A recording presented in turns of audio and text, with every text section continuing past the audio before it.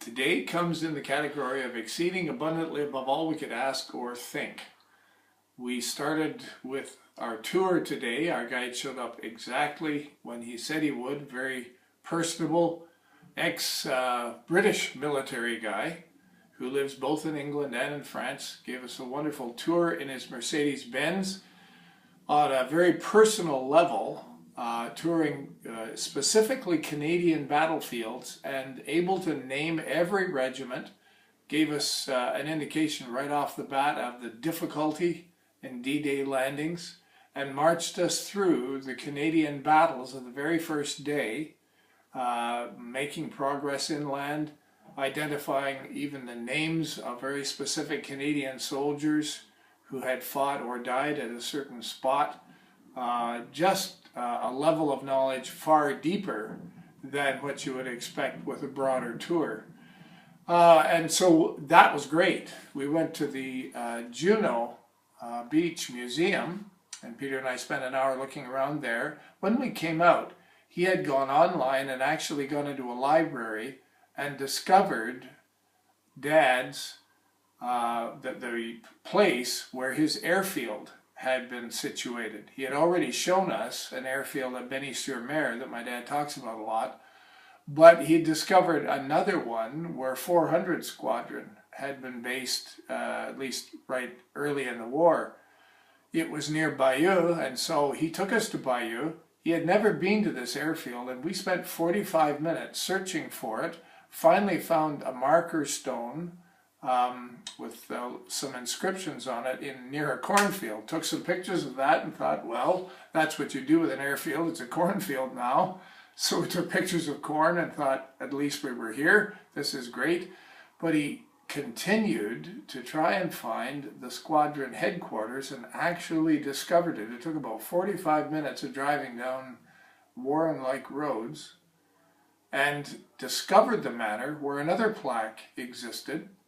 And so we were able to take pictures of this and thought, this is wonderful.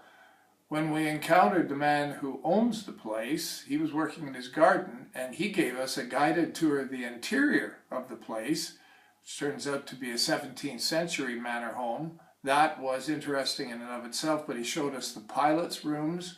He showed us where the runways were situated. He showed us the radio rooms, sort of command and control for pilots landing and so on.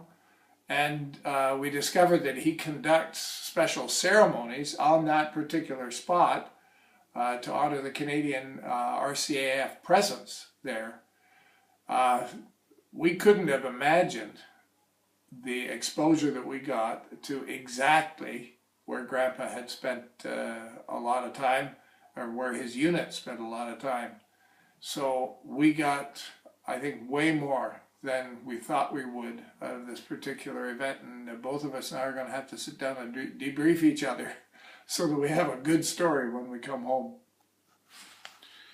I shot so much video that I won't be able to upload it, except bits and pieces of it here.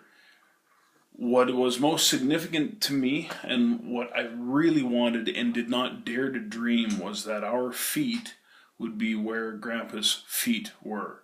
So, we're gobsmacked. This is remarkable. But the roads that Grandpa talks about driving on, and the cornfields that he went into when he was hungry and he found corn, and the British soldiers laughed at him, and he said, you just keep laughing. I don't know we were in those particular cornfields, but we were in the cornfields around it. And it is significant that my eyes have seen what his eyes saw. So this is very exciting. The other thing is, we would have stayed in this hotel. Mandy, who has done a remarkable job of booking this trip, she booked this hotel for us. We are half hour from his headquarters, and we would have never known. Because his headquarters, it's not a town, it's a huge farm, or at least it's a huge building on a farm. But we would have never known. No, and we'd have been this close. So unless our tour guide had tracked it down. But he did. now here's the last thing, and I'll post this when we get her all scanned and get it ready to go. But I've got the information right here. This is his headquarters. Let me just turn this around. Whoop, dropped her on the floor.